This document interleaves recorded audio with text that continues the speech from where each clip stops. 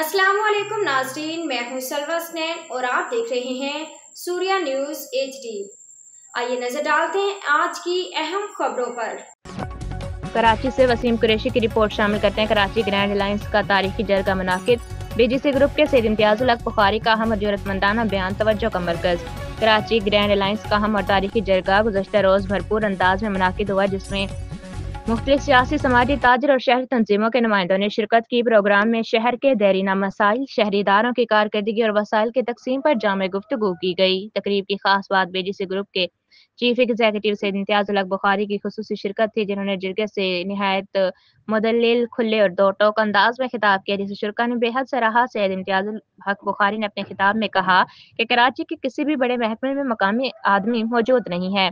उन्होंने वाज़ेह किया कि KMC, KDA, HDC समेत बड़े इदारों में कराची के मकामी अफराद की अदम शमूलियत शहर के लिए सबसे बड़ा इंतजामी अलमिया है। जब फैसला साजी करने वाले लोग खुद शहर से ना हो तो फिर मसाइल भी हल नहीं होते। बुखारी साहब का कहना था कि कराची पूरे मुल्क का मुआशी दारुल हुकूमत है, लेकिन यहाँ के शहरी अपने ही शहर के इख्तियारात और ओहदों से महरूम हैं। उन्होंने जोर दिया कि कराची के हर महकमे में मकामी अफराद की नुमाइंदगी लाजमी होनी चाहिए, ताकि शहर की असल ज़रूरतों के मुताबिक फैसला साजी हो सके। जिरगे में चेयरमैन असलम खान और दीगर शुरा ने भी वसाइल की गैर मुनसिफाना तकसीम, टोल टैक्स की मरकज़ियाशन, पोर्ट ट्रैफिक से सड़कों की तबाही और PFC के क़याम में सूबाई ताख़ीर जैसे अमूर पर तशवीश का इजहार किया।